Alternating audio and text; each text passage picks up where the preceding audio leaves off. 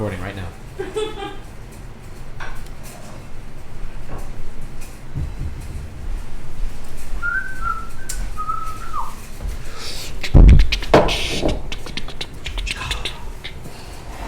Hey Arnold was a good show. Where'd that go from? That wasn't an Hey Arnold. No. She said, That was. yeah, she didn't even. Mm-hmm. It wasn't even the tone of argument. It was. Mm-hmm. You're wrong. Mm-hmm. Mm-hmm.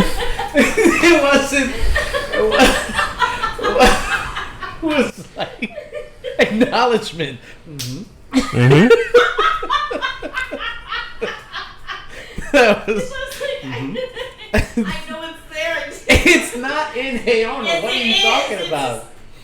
The sound effect in the credits, or like a random sound effect. No, it's not. Okay. Look it up. We're gonna do this. Okay. Look it up, and then when we're done. Chicka chicka. Hey Arnold. Yeah. Are you ready? Yes. Okay. I'm leaving the Hey Arnold stuff in. What's up, brewskis? My name is Mákku. With me, as always, the great and powerful. It's Adam Obesius, right? Yeah, buddy. Tonight's brew, we're switching it up. We said this is what we're gonna do, and we're doing it. Okay. So we're doing some weird shit. Mm-hmm. This is the Mákku. It is. I don't really know much about this. I'm not gonna lie to you. Okay.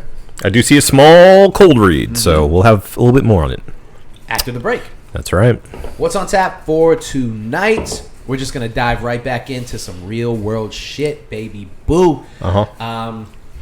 If you've listened to this podcast for any amount of recent times, you'll probably know how we feel about AI in the arts. But that doesn't stop people like Tyga from creating entire AI albums, and so we're gonna talk about that, rant about that, probably cuss about that. Yeah.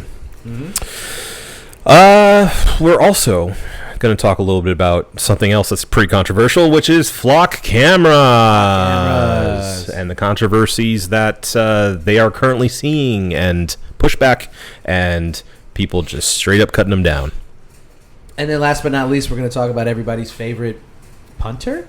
Pat McAfee has taken the world by storm. He's one of the most popular sports commentators in the world right now. And he has aligned himself with old President Farts in his sleep. And he's now surprised when people go, hey, we're not cool with that. I don't like I that. don't like that. Now he's like, whoa, wait, hold on. Wait. Wait. So we're going to talk about that. Maybe more, maybe less. Who knows? But the only thing that we have left to do is to get into these brewskis. So please welcome us back. This is episode 501 of the One Beer In podcast. Did you shake your sake? I did. Oh.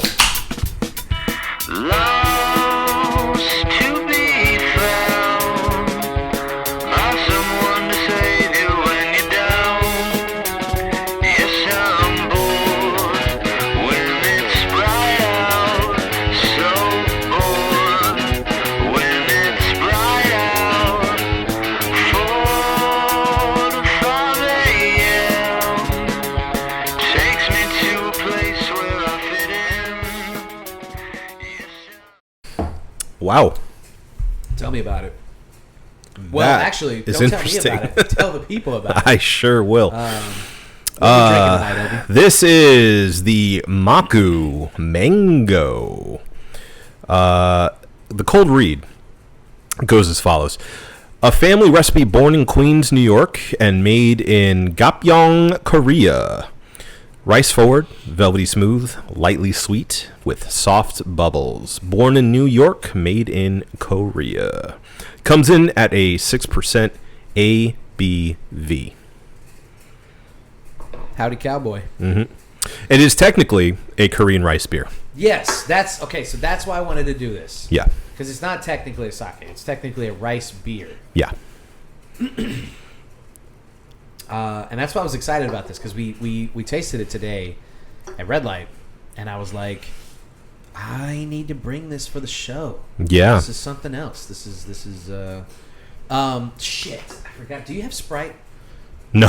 What kind of sodas do you guys drink in this fucking hellhole? I don't drink soda generally at home.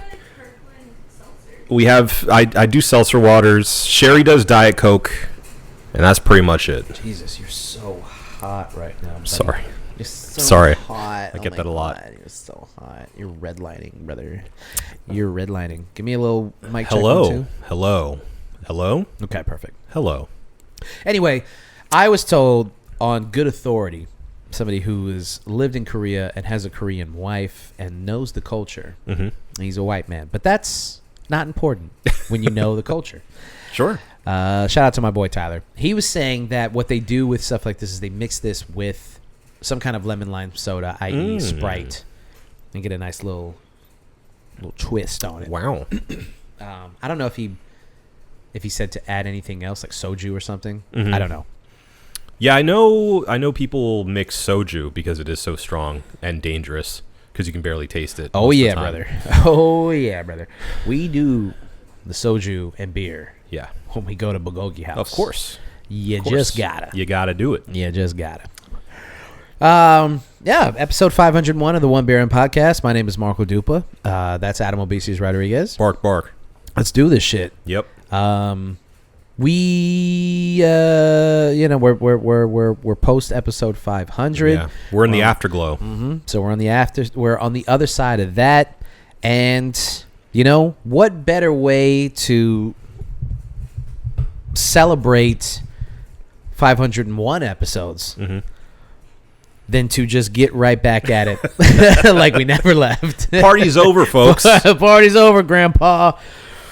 Let's just talk about it. And also, what better way than to have what I can only imagine is going to be a bummer of an episode. We'll see. No. We like to have fun here. Yeah, we like to have fun on this One Beer In Podcast, Yeah. So let's get into, first and foremost, where we're at with AI art. Let's just check in with the people who are using AI to basically supplement their lack of talent, ability, ambition, Ethics. ethics, Yeah. integrity. Yeah. A Pitchfork headline. Tyga admits to making new album Starface with AI. Quote, I don't care. Did you read their review? I didn't read the review, but I know it was a 0 out of 10. Their first 0 in 19 years. Yeah. Apparently. I wonder what the last one was. Probably Jet. If I had to assume, it would be Jet. I mean, Jet is the infamous one. Yeah. Is that the ape peeing in his own That was their mouth? second album. I think the first album they defecated on as well, but the second album is the one where they have a monkey peeing in its own mouth, and that's it. That's good. I used to really appreciate, and this is going back to just being like a fucking douchebaggy music hipster. I was definitely one of those people that swore You're totally by- not that now. No. I've changed. I've grown. Yeah. I'm a different man now. Yeah. I don't read Pitchfork with the same glee. No one does. No one does. But when I was in high school, high school and early college, I would just eat that shit up. I lived by and died by Yeah. the Pitchfork review. That's when music journalism was still good. That was like the Or maybe it wasn't good then either, but that's when it felt like okay, they were I don't mean quality wise. I mean it was booming. It was still in its heyday. They still had money to play with, and it was still in the zeitgeist. Yes. It wasn't music criticism was a thing. a real big thing. I mean journalism critical journalism in general was still huge. Hard hitting like op-ed takedowns. Right. Movies, that was music. like, whoa. People still read video game magazines, I found all that stuff. I found my my WordPress. Oh. Because I was looking for the review, because I've mentioned this on the show before, but I wrote freelance for a hip hop website for a while. Yeah. And I was looking for those reviews because I just wanted to go back and read some of them and see like what my prose was, what my voice was when I was, I don't know, 20, 21. Sure. And I finally found it. And some of the stuff was like, I was like, it's a pretty good review. Some of the stuff I was like, what was that, man? Yeah. I was kind of embarrassed by some of the stuff that I thought was like really clever. I was definitely trying to do the pitchfork thing of being like super verbose, but also being like kind of shitty. Mm-hmm. So there's like that combination of You were trying to be French. yeah, basically. Yeah. And some of it just comes off. I'm like, ew. Who do you think who are you you trying are? to be? Yeah. Yeah. It was insulting in a way that was. I look back on it now, and I mean, it obviously comes with years of experience of just being like, don't do that. Yeah. Don't be that guy. That sucks. Yeah. But it was a learning experience. Of course. And I thought it was really interesting, but kind of cringy.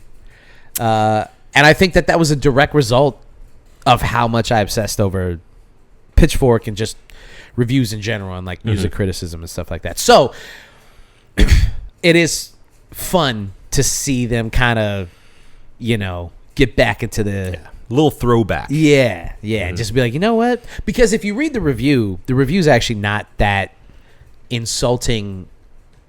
If you consider the fact that they gave the album 0 out of 10, Yeah. you would think that they'd go nuts. But in actuality, the reviewer is just like, it sucks because it's so inhumane. It's so clearly not from the mind of human beings, and essentially the way that what they're trying to say with the review is like, this is where music is going, and it just sucks. Basically, it's really disheartening when Tyga was like, he had a moment where he was like pretty successful. Yeah.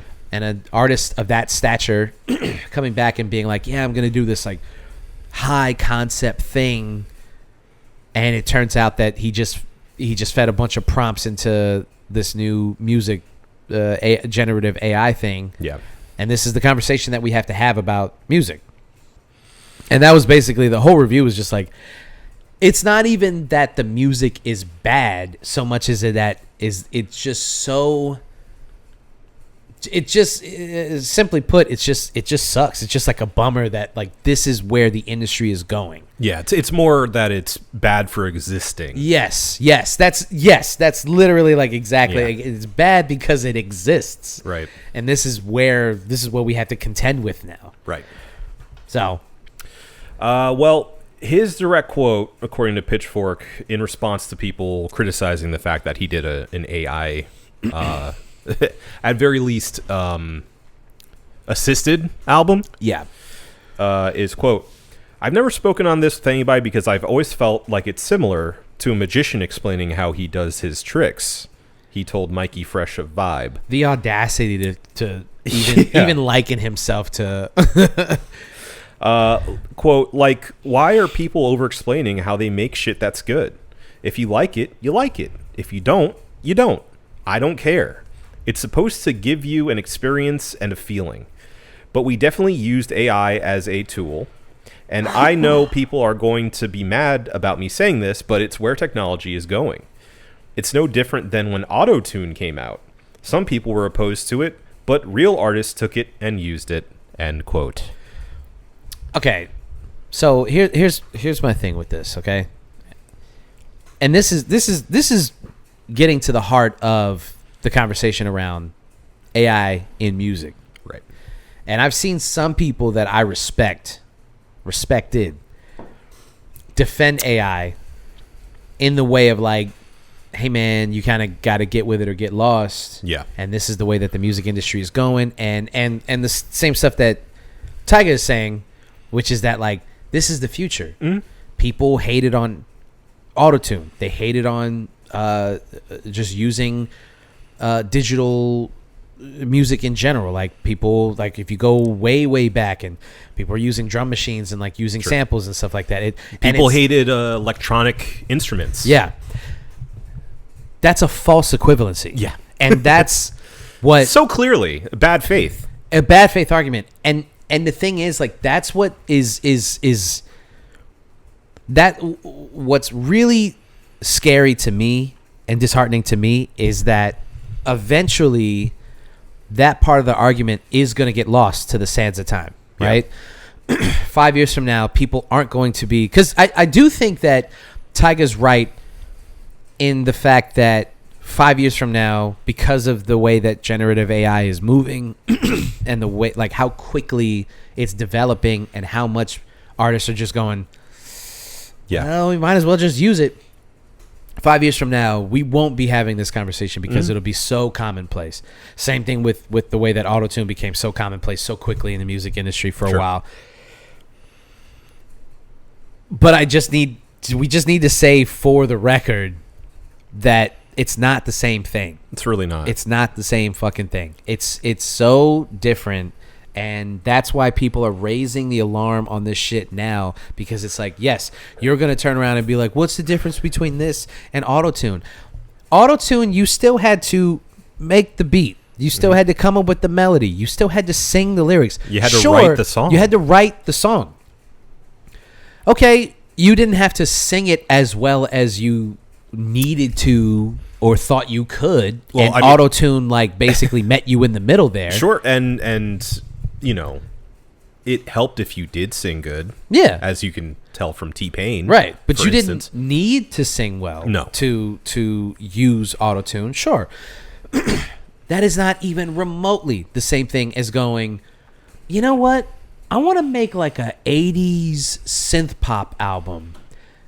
And then just feeding that into a machine and then letting it spit out an album and then go, job's here, job's done. Yeah. You don't write the lyrics. You don't come up with the melodies. It's like part of the review was like, sure, like Tyga talks about using, disco influences and name dropping these artists and stuff. But it's like, if you actually listen to it, there's no sense of real human influence on it. And that's another thing. Like, okay, if you decided, okay, here's a good example. Bruno Mars's last like big album, 24 Karat, whatever it's called. Huh? 24 Karat Magic? Yeah. That album is very clearly influenced by Teddy Riley, Belle Biv DeVoe, New Jack Swing, 90s R&B, late 80s R&B stuff. Like, you can hear that. You can hear that whatever he was listening to at the time was like New Edition and Belle Biv DeVoe and Tony and shit like that. Like, it's clear in the music where the inspiration came from. Whether you like that or not doesn't really make a difference. It's clear that human to human, he was like, I want to do that. When you watch his live shows, the way that he dances and the way that he dresses for that era was clear where those influences were coming from. Same thing with Silk Sonic. When him and Anderson .Paak got together. Even more so. You can see where that, if they had just fed it into some generative AI program and it was just like the most generic version of those things, you'd go, I mean, I guess I can kind of see what they're trying to do, but I don't really know. I mean, it's just like the vaguest idea of that era. And that's like the other guy, the bankrolls on the table guy, Phoenix something. Phoenix Flexen. Yeah. His song is another one where like, it's so clearly AI. It's so hilarious that he tried to deny that it was AI. It is like it blows my mind if you go back and watch the interviews he did defending it before he had to admit before he had to admit it because it was so obvious. Yeah. And I mean to the point where he was like, "Yeah, I just use an English accent." And it's like clearly not his voice. Right.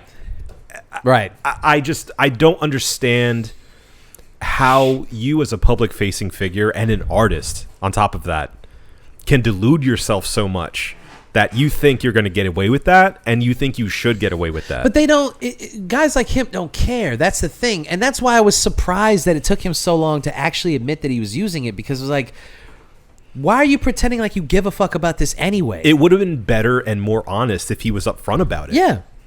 I think he just. I think with him, he was not ready to have a smash hit. Yeah. And when it popped off, he was like, "Oh no!" Uh-oh. And so when people were like, "This kind of sounds like AI," he had to be like, "No, this was all me," until the coast was clear. Yeah. Now you have other artists coming out and being like, "Yeah, we use it, whatever. It's not a big Sure. deal." Now he can be like, "Well, I mean, we use some tools." It's Well, like, I don't think everything. I don't think it's any accident that he admitted to that like a week before Tyga's album came out, yeah, just to be like, yeah, it was AI, but who cares? right. I don't know. I hear the argument from people that are like, oh well, AI. Like, why are you so against AI? It just makes the process easier. Yeah. Do you just want it to be more difficult for people to make art? Yes. Yes, but also at the same time, it's like they'll point to like, oh well, you would have been counting on an abacus when the calculator came out then, and comparing it to like technological leaps, right? It's art though. Yeah. It doesn't work that way, Right. man. No one. So here's the thing: you can have the conversation about what these data centers are doing to the environment, and every time that we use generative Sure. AI, what it's actually doing to society as a whole.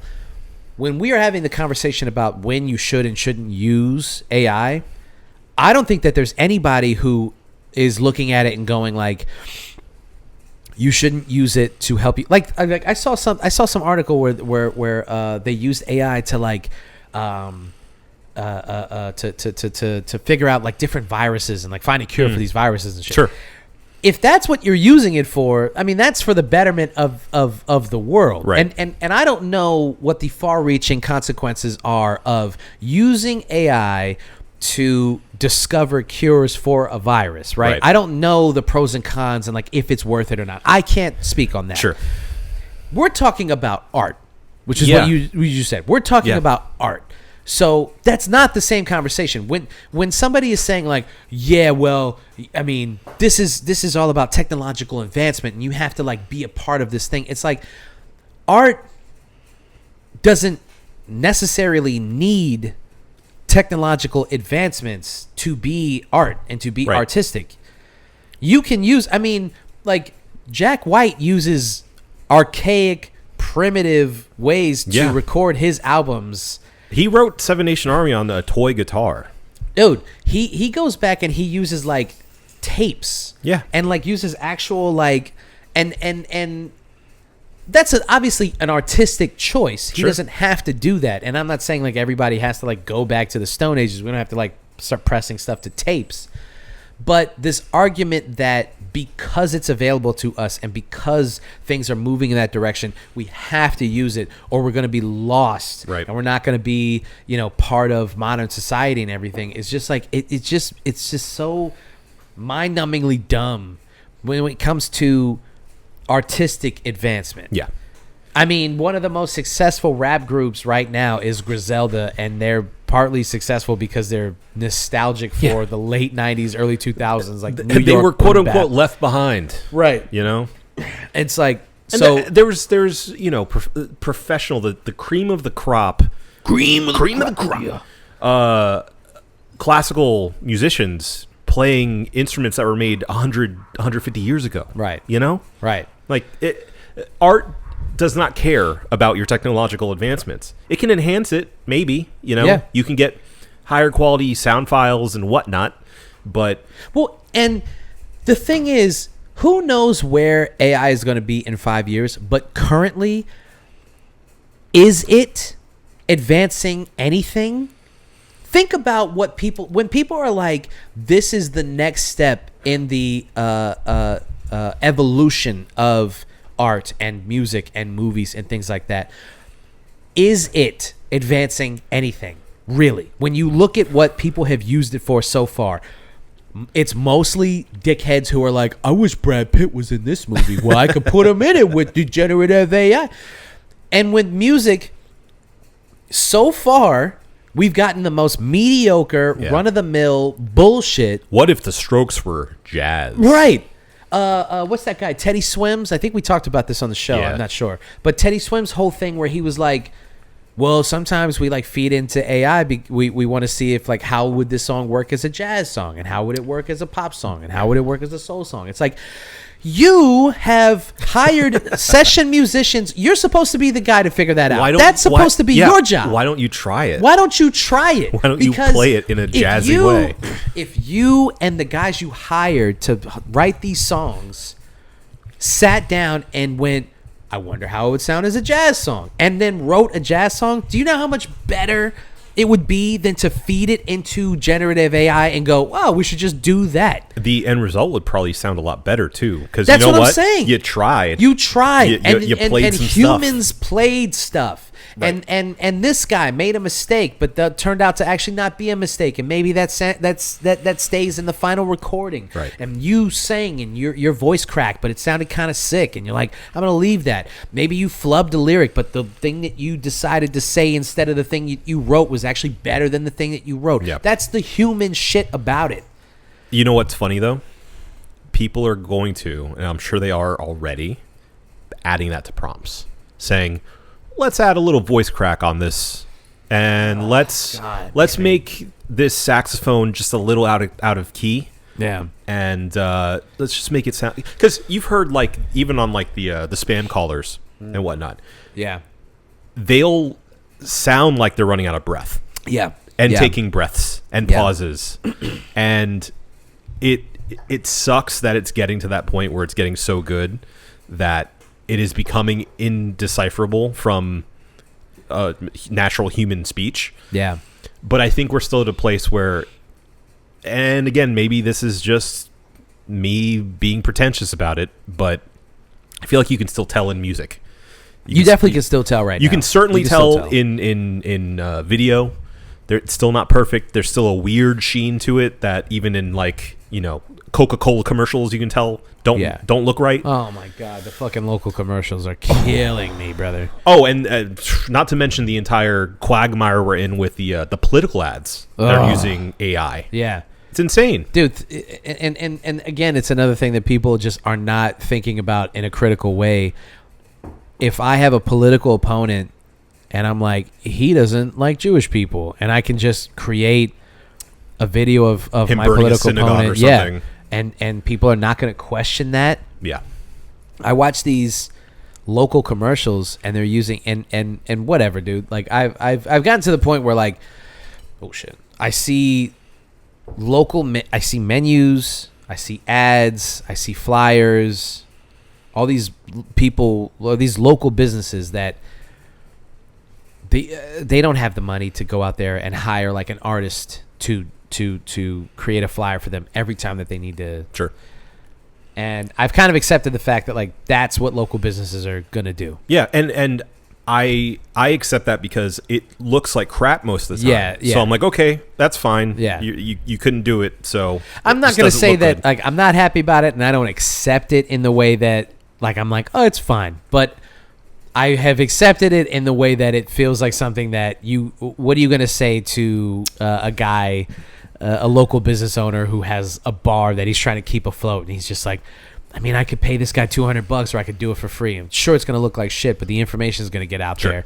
And maybe I'll get a couple comments of people saying like, this is generative AI. But for the most part, I'm just going to get people who go, oh, I didn't know you guys were doing pancakes on Saturdays. Right. And it especially is affected by your audience too. So if it's just, boomers, Gen Xers. Yeah. No, they don't Not care. only do they not give a fuck, they don't even know. No. They like it. They don't know. Well, I don't think that they like it. They just don't know. It doesn't. They don't know. It passes the smell test. Yeah, to them. you have to show them. Like my mom will show me shit, and I'll be like, "This Mine is too. AI." Mine too. And she'll be like, "What? No way!" And I'm like, "That's not real." My mom sent me a clearly AI dog. Yeah. That was like, I don't know, dancing or something.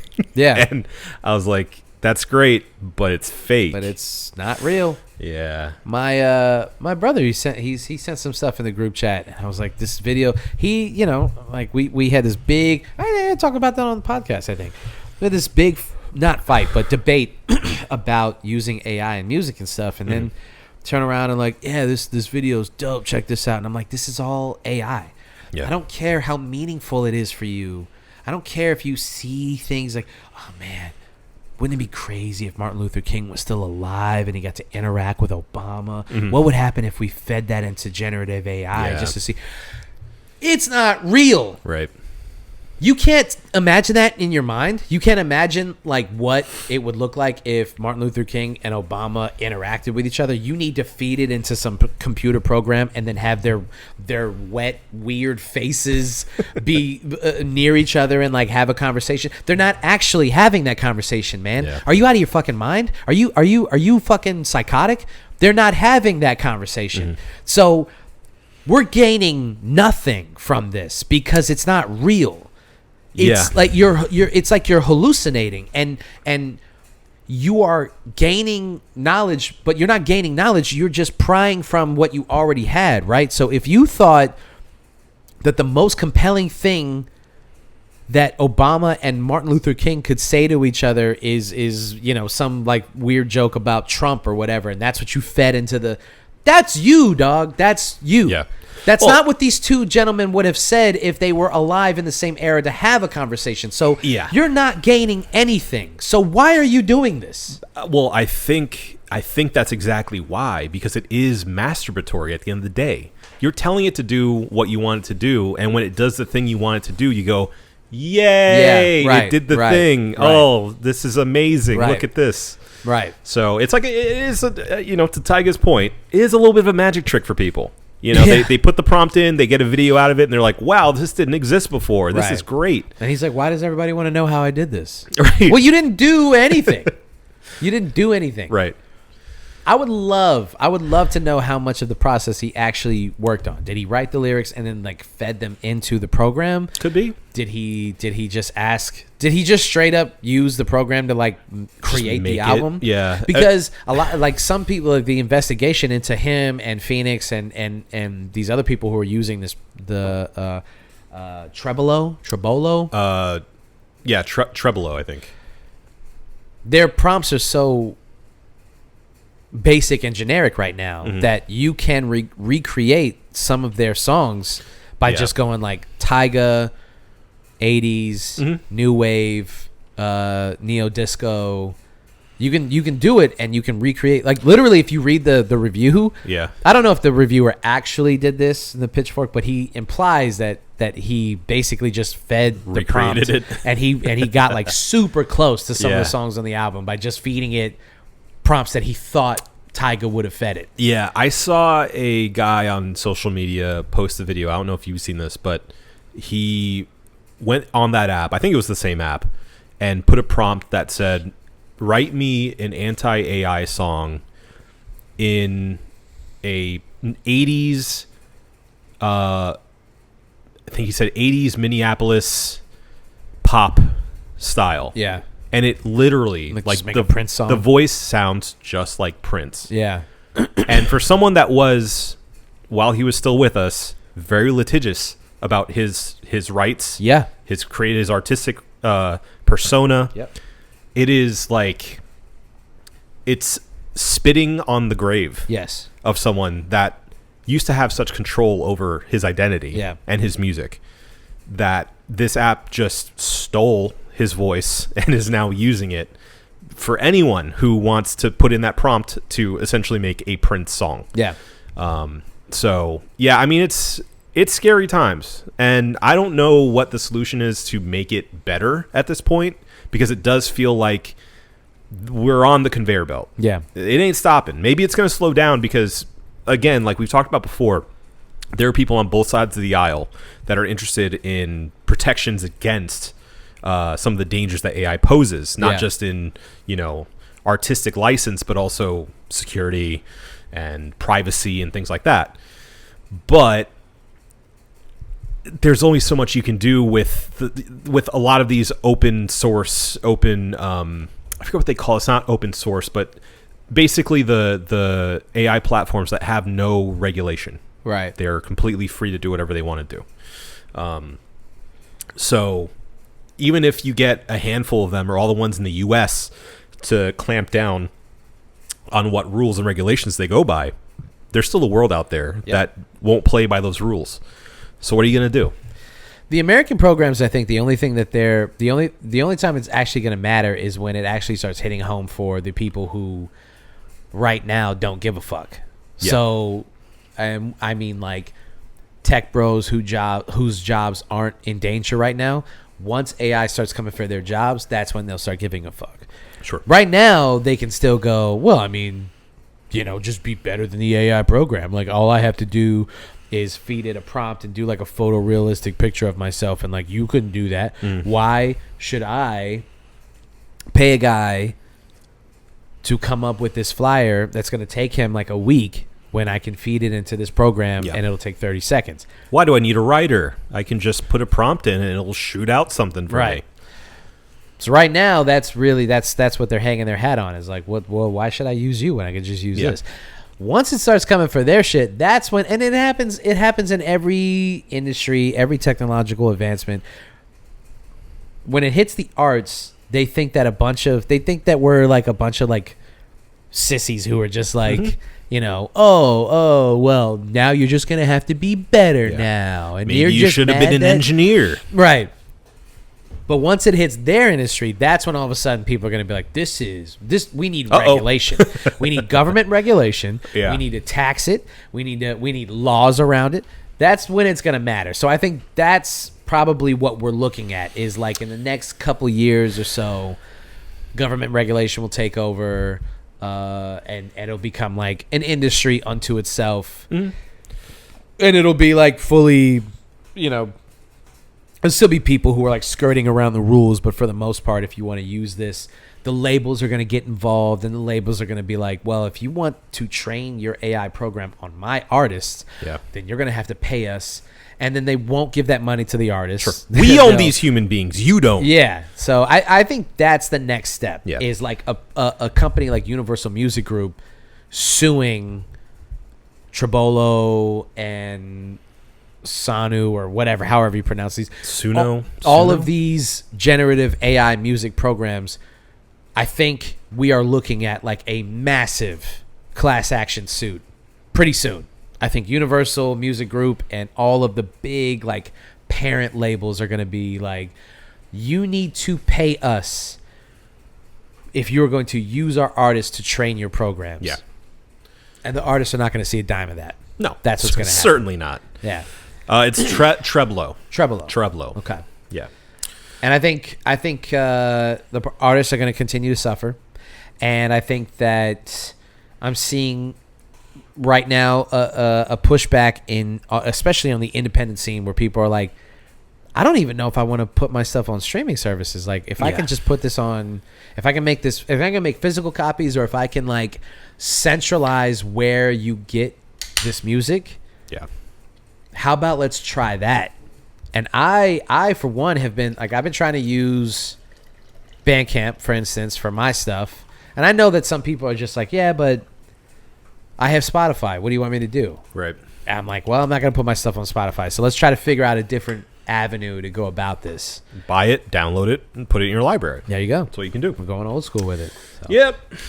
I mean, I think obviously it's a little bit different, but I think you only need to look at the .com boom to see where this is going, which is, like you were saying, people hop on the wagon, think it's the future, think it's going to change society, and it does, but not in this, wholly utilitarian, we're going to read so much more because we all have all this information at our fingertips. We're going to be so much smarter because of the internet.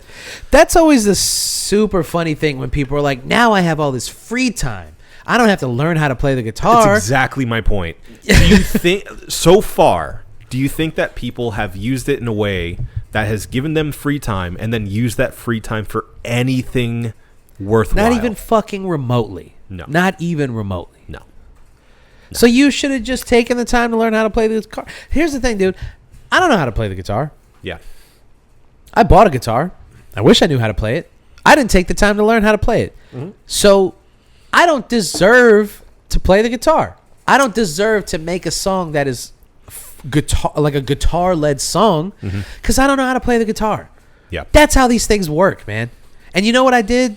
when I wanted guitars on my songs, I found a band. Yeah. I'm collaborating with people who are much more talented than me.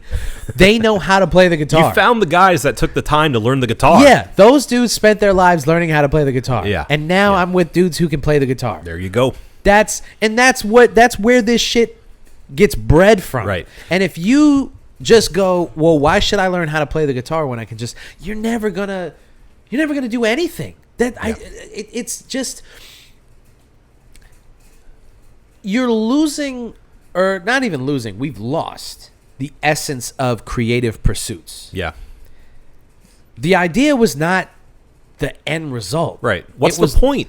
What's the point? What's the point of even making this thing? If you didn't make it, Right. what's the point? The idea was that you spent the time, you figured it out. Even when I'm like producing stuff or writing things, like when I come up with stuff, especially like it's super validating to come up with like a clever lyric and somebody go, that was clever. Yeah. I came up with that. Right. I didn't take that from somebody. I didn't feed it to some program. I used my lived experiences. But my Marco, knowledge. you were influenced too. Of course I was. I was influenced. Uh-huh. Did I take entire passages of a thing, feed it into some program, and then use whatever was spit? It's like going to a Chinese food place for like 6 months and then just tacking together all of the fortune cookies that you got and then going like, I wrote a poem. Yeah. No, you didn't. You This is fed my yourself Iliad. and you fed this. Yeah. My epic poem. And I don't know, man. Like, I feel like this isn't the last conversation we're going to have about this. I do feel like this may be the last time that we spend 40 minutes ranting about it. Yeah, we'll see. I don't know. Who knows? I don't know if there's much else to say about it except for it just really sucks. Sucks, dude. That this is where we're at and that people like Tyga are so proudly proclaiming that they're using this stuff and being like, I don't get what the big deal is. It's like, well, of course you don't. You were never a good artist in the first place. Yeah. Why would you care? Why would you understand? And like my Instagram right now is filled with all of these like coworker music artists. I go on my discovery page and it's just filled with coworker music. Yeah. And those people, they're like, they use AI to like just spit this stuff out. And it's like, I don't comment on any other pages because I'm not going to be like petty and shitty about what they're doing. I'm like, whatever, man. Somehow you stumbled into my timeline and now I'm looking at this. But I do want to sometimes just be like, if you actually took the time to learn how to do the thing that you are skipping the steps to get to, you might actually create something beautiful. Yeah. And I think that that's really the saddest part is you don't know the potential of what you could have actually made if you didn't have this tool in front of you to, like with Tyga, for instance. If Tyga sat down with a bunch of, like if he had like contacted Boots Riley or something, or hired a bunch of writers who made disco music, it probably still would have sucked because Tyga sucks. Sure. But who knows what he could have come up with. Could have been better. Could have been better. Definitely would have been better. Not could have been. Would have been. Yeah. Wouldn't have gotten a 0. Wouldn't have gotten a 0. And that we know counts that for for damn something. sure. Yeah. And that's, I just feel like that would be my last piece on it. I just feel like that's the saddest part is like if you actually took the time to write this stuff or to figure out this stuff, like you could have actually come up with something beautiful, man. Yeah. Or at least something worthwhile. Maybe not great, but It could, even if it's a failure, it could lead to something beautiful. Yeah. And I think you're right. It's lost potential. It's absolute lost potential by skipping the hard steps that lead to so many great things. yeah, All right. I feel like we got that off our chests. I think so. Yep. Let's talk about flock cameras. Yippee. Yippee! I got flock cameras in my neighborhood, man. Oh, wow. Yeah, they're watching everything that we do. I haven't seen them around here yet, but I'm Oh, sure you haven't seen them, but they're there. I'm sure they're there. We live in a surveillance seen state, me. brother. Oh, yeah, they've Yeah. seen you. Yeah. Every time you walk outside, every time you think that you're just spitting on the ground, they're collecting that DNA, brother. So, if you're not in the know, flock cameras are a new surveillance apparatus being implemented nationwide. Seemingly out of the blue. I hadn't heard about them until they started showing up. Yeah. But they are set up for the purpose of collecting information on specifically license plates and cars. That's their, written purpose. Other people have speculated that they probably, put some other things in there as well. Yeah. To surveil faces and record, everything that people do. But their stated purpose is to surveil cars in order to allegedly track down criminals and to help more quickly identify vehicles that are used by criminals in criminality and whatnot. Yeah. So that's the purpose. What happened was the police were starting to get in trouble for using them for personal reasons. What? No way. Such as cops are corrupt? Spying on their exes. What? Yeah. So there's been some controversy. And again, just like AI, yet another unifying topic on both sides of the aisle. Well, part of Flock's stuff is using AI. I'm sure it is. So people across the board have been concerned about this added, very obvious surveillance and the fact that it can be used in such a clearly obscene way. Not to mention, there's also been a case where the flock camera got the car wrong, and an innocent person, was held at gunpoint by the police. What? Because the flock camera got it wrong. Police holding guns on an innocent person? Yeah.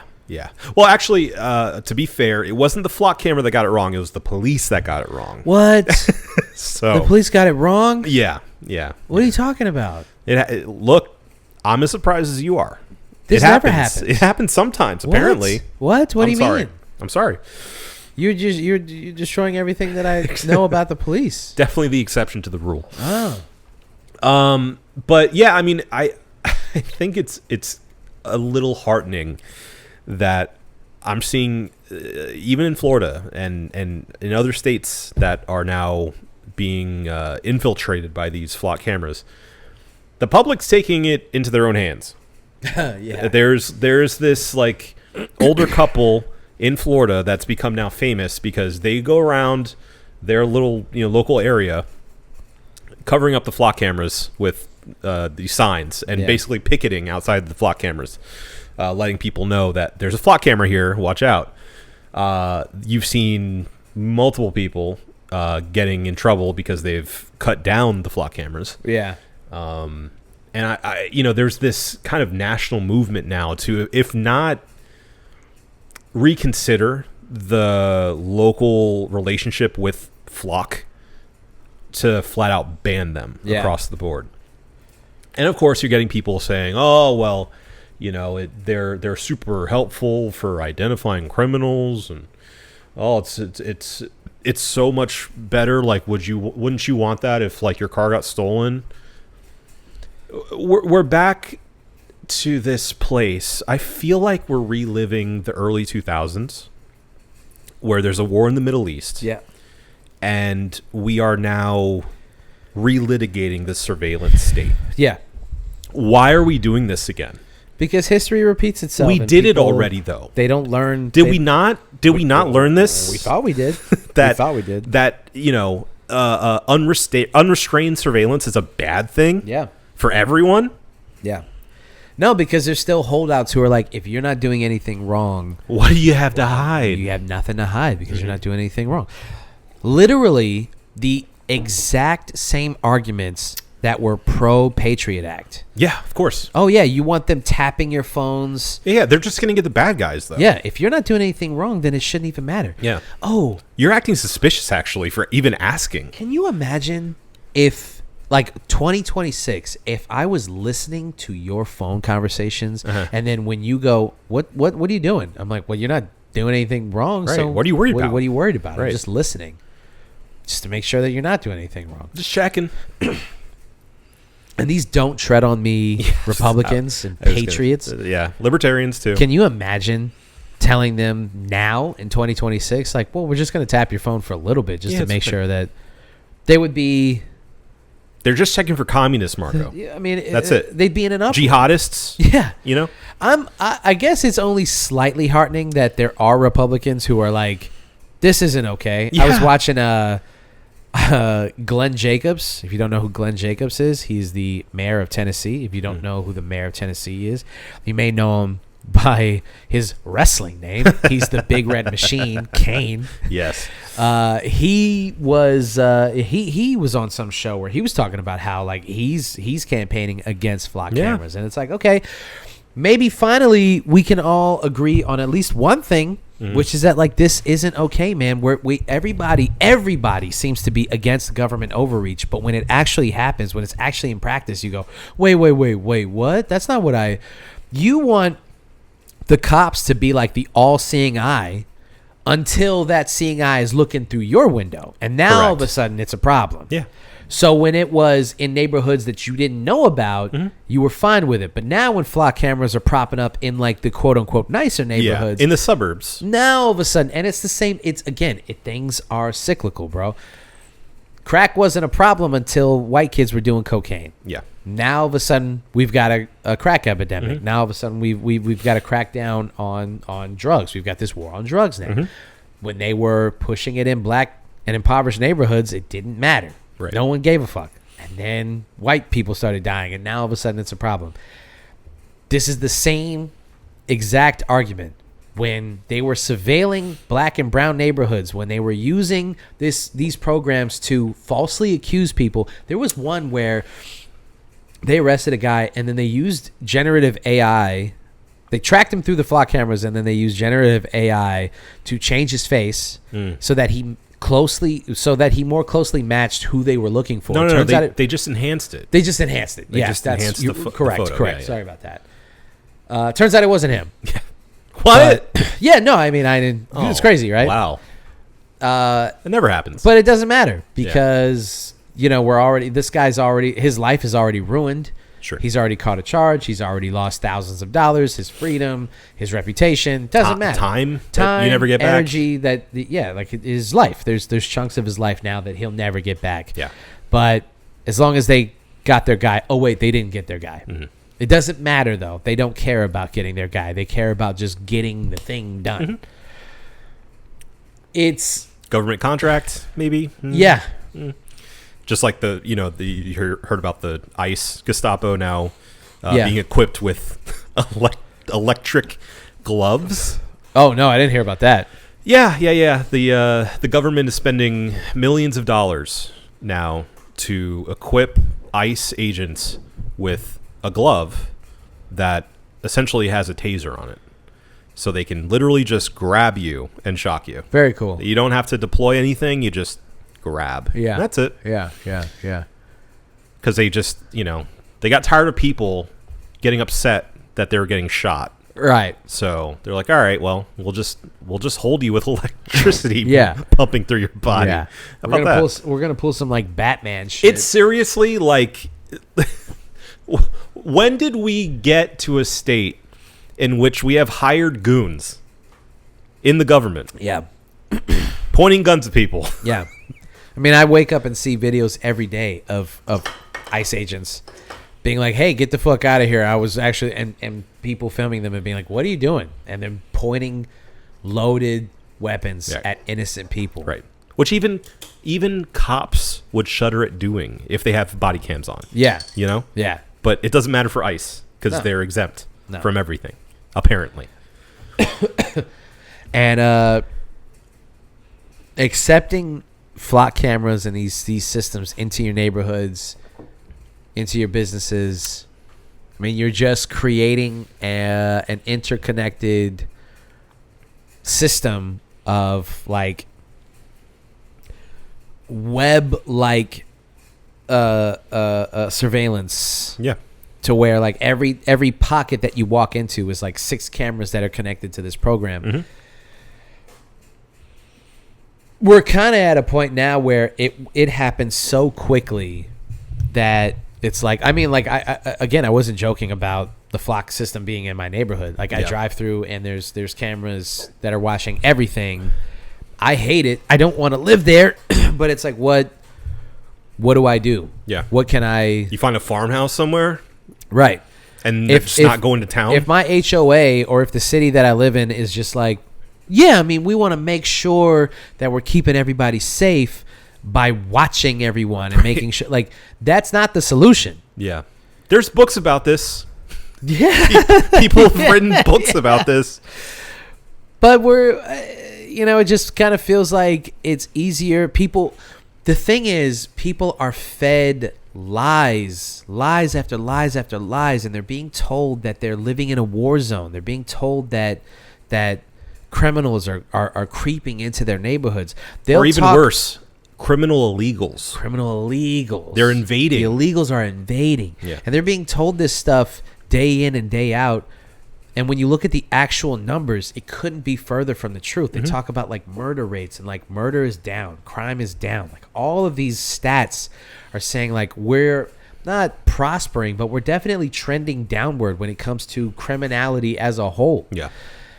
And yet the way that it's being fed to you is that like we're living in fucking war zones and that like you open your door and like who knows what could happen to you. And of course, that's not true, but that's like the randomness of the universe. You could walk outside and get hit by lightning. Sure. Who fucking knows? Sure.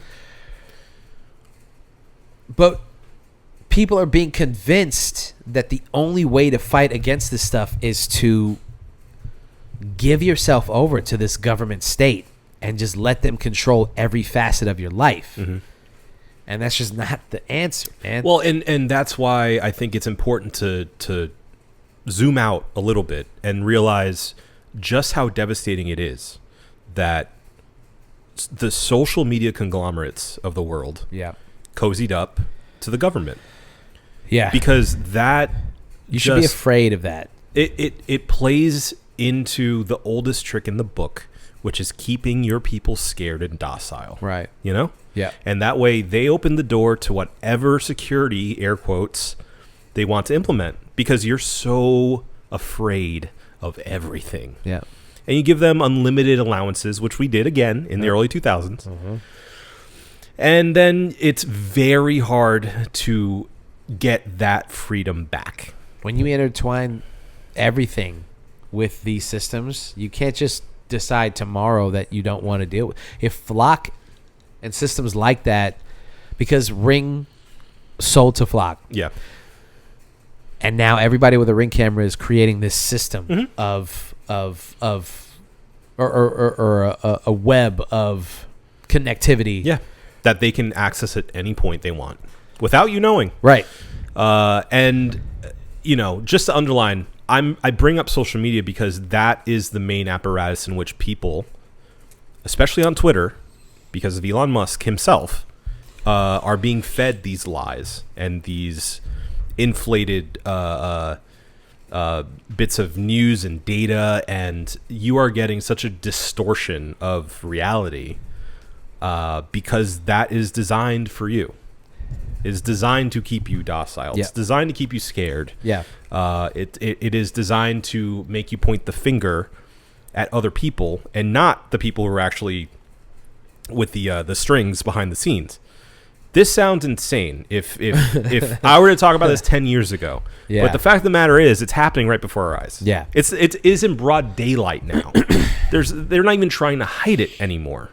You see Elon Musk tweeting about, white genocide. Yeah. And that Hassan Piker is trying to get brown people to infiltrate the U.S. in order to have sex with your daughters and wives to defeat the white race. And what's wrong with that? No, I'm kidding. Sounds good to me. Defeat the white race. Right. So Yeah, no, I've seen this trope of, the way that it's in that new Ben Shapiro movie with fucking Jonathan Majors, dude. We haven't even talked about this. Forgot. Oh, I my totally forgot goodness. about that. Yeah. Run, hide, Yeah. run, hide, fight, run, hide, fight. Yeah, and then the subtitle. There's like the subtitle's like crazy racist something. There's It's infidel. infidel. Yeah.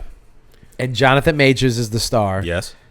Dude, we like bordered on defending Jonathan Majors because of his talent and because because we didn't have all the details yet. He is a supremely talented actor. He has done some great work. Yeah. Unfortunately. What a piece of shit. Well, I mean, now that like we have all the facts and everything, and it was not like even in the moment it was like, well, what he's been accused of. That wasn't good. And yeah, well, I mean, we already were on the side of like, well, he's accused of this stuff. We're gonna unless it's proven that he didn't do this stuff.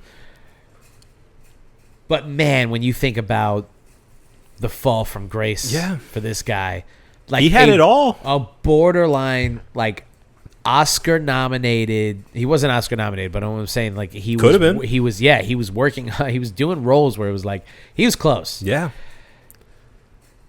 A on the cusp of being an A-list Right there. actor. Right there. And then he he's a piece of shit, and like he just couldn't help himself from being a piece of shit, from being a bad person, from being a garbage person. And so when he aligns himself with somebody like Ben Shapiro, and he's like, I need work, so I'll just do whatever movie Ben Shapiro wants to write or produce. It shouldn't shock you. It shouldn't be surprising. When people are like, I can't believe Jonathan Majors is doing this. Well, if you look at everything that he's been accused of, and then you look at everything that he's done since the accusation, it shouldn't surprise you. Like, it's the same thing with, what's-her-face? The fighter from The Mandalorian. Oh, Gina Carano. Gina Carano. Yeah. Gina Carano got in trouble with all the stuff that she was saying on social media and everything. And, like, even if you wanted to give her a little bit of grace or maybe throw her a bone, if you watched what she did in the meantime before, like, everyone kind of was like, all right, we're over it now. Yeah. Like, she did, like, the movies that she did, the stuff that she was saying, it's like, that's the kind of person that she is. Yeah. So, yeah, I mean, you there's no, like, these people will reveal themselves in their weakest moments. They will reveal themselves. And, like, that's when you know the realest version of a person. Yeah. That's like Jonathan Majors is now doing movies with Ben fucking Shapiro and the Daily Wire. Mm-hmm. Like, that should just give you a pretty clear picture as to he could fucking Taye Diggs is doing movies on Tubi. Yeah. Taye Diggs isn't doing movies on fucking the Daily Wire.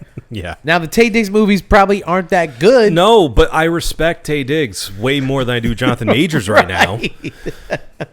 So, you know, it just gives you a glimpse into who these people are and why you don't put your eggs in these baskets like sometimes we find ourselves doing. Yeah, it's hard. It's tough. But anyway. Yeah. Government surveillance. Yeah. Not good.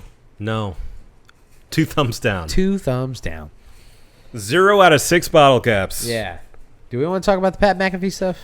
Not really. Like, what's there to say? It's another hypocritical, like, I'm not political, but also I'm gonna cozy up to Trump. Yeah. I'm gonna hobnob. I'm gonna smile and shake hands. And then when people call him out, he's like, "What? How dare you? What are you talking about? What? I'm not allowed to just like stand next to the president of the United States."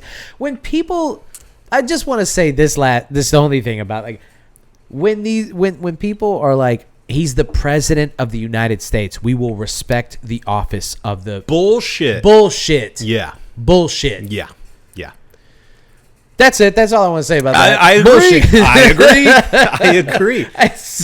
You're so full of shit when you are saying like, yeah, but he's the president.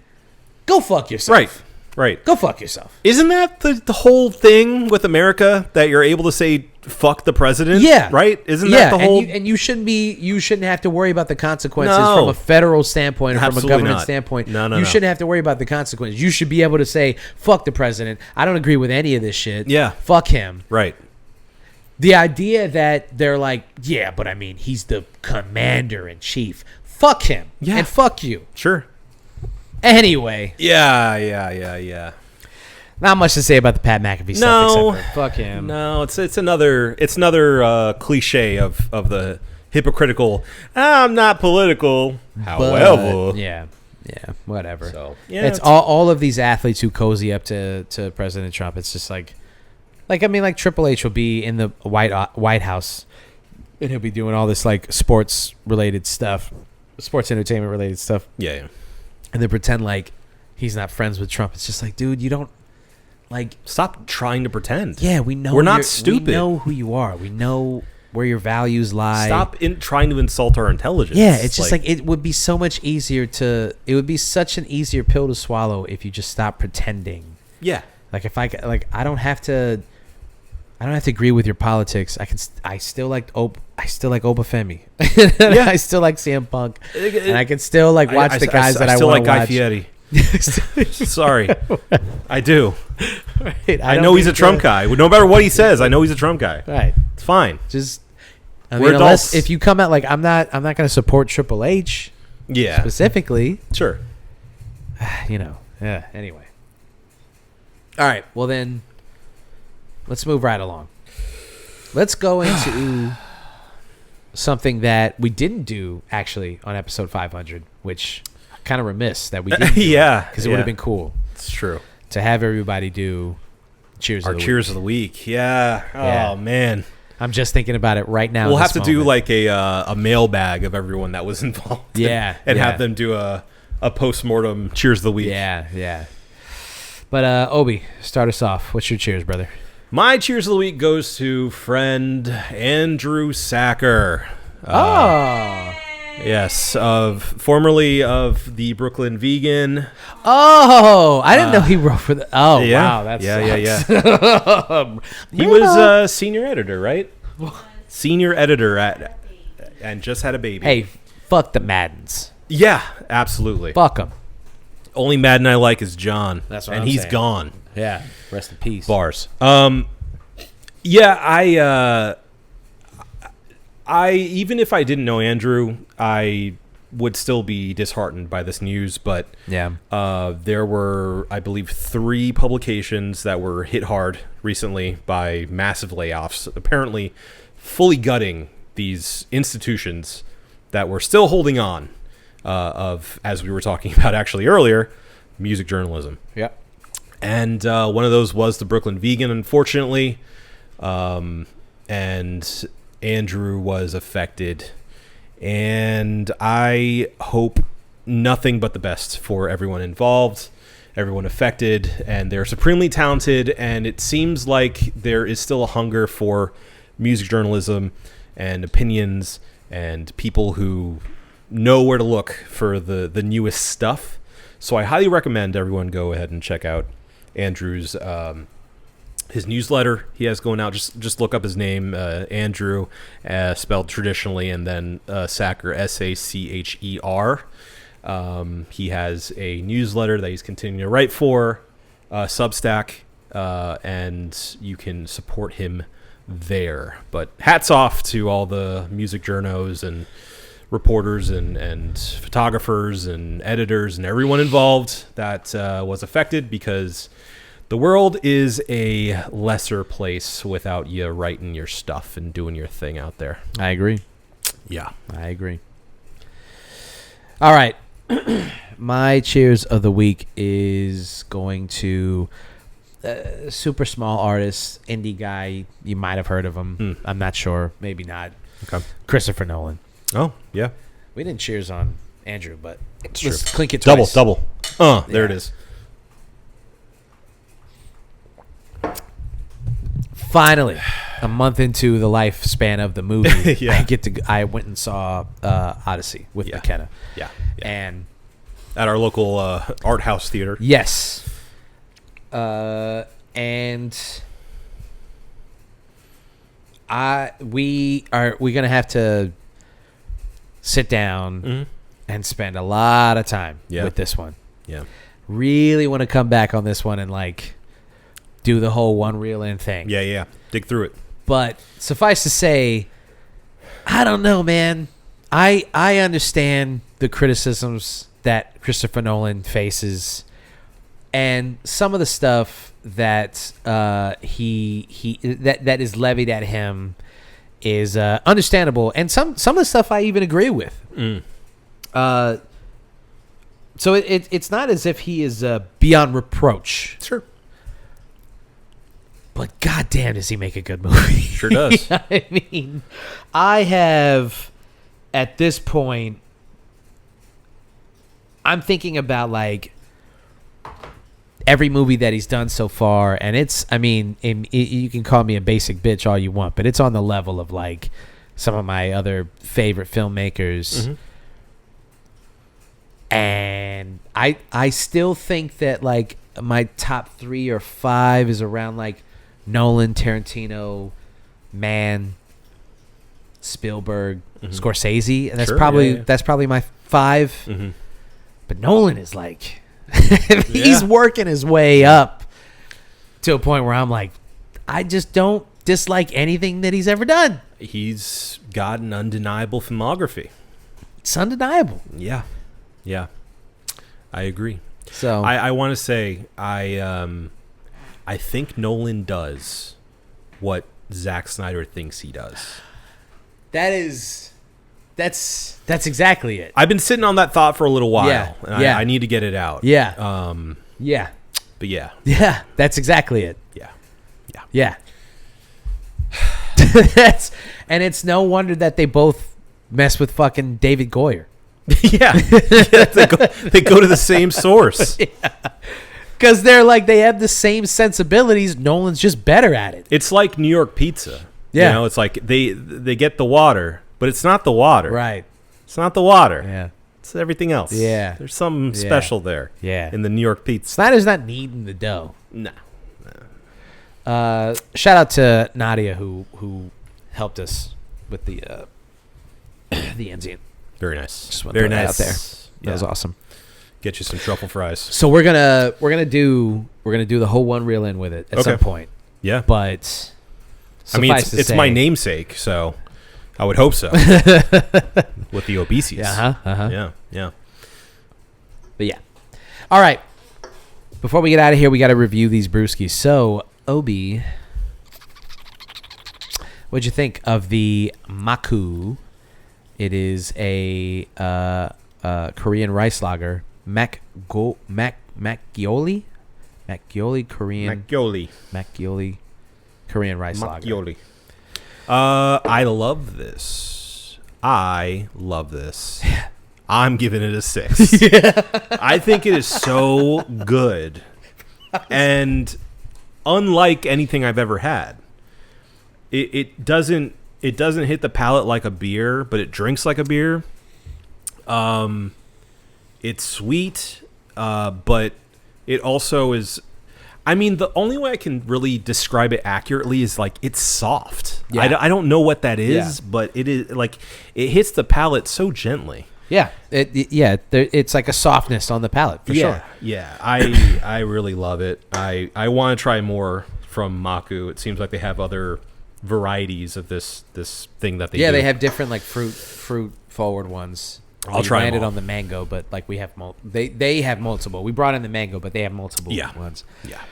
I agree. I'm ready to give it a 6 out of 6 as well. Mm-hmm.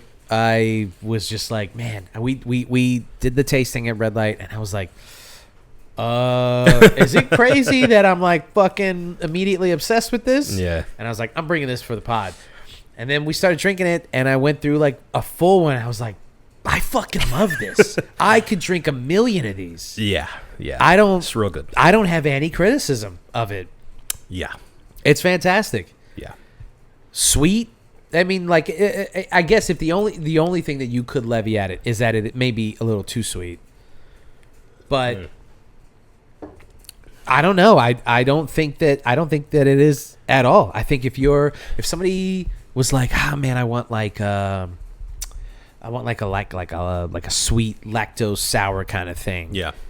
I'd give them this. Yeah. It's obviously not like super sour, but like the fruit forward, like the mango comes through. Mm-hmm. It doesn't taste artificially sweet though. No, it doesn't. It's It very doesn't at naturally all. sweet. And if you want like that kind of milky lactoness,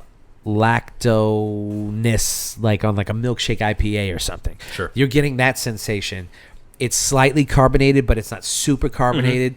It's just enough that it's like kind of sprightly on the palate. A little tingle. It's just not overly ABV. It's only a 6%, so it's not going to knock you over. Yeah. No, I love it. I love it. 6 out of 6. Yeah. Agreed. Unanimous 6 for the Mákku. You think we got it? I know we got it. Well, if Obi says we got it, then this episode is over. This has been the One Beer In Podcast for myself, Marco Dupa, for Adam Obesius Rodriguez. Yeah, buddy. Thank you guys for listening. Drink delicious beer and have yourself a beautiful evening. We love you. I don't want it to be over.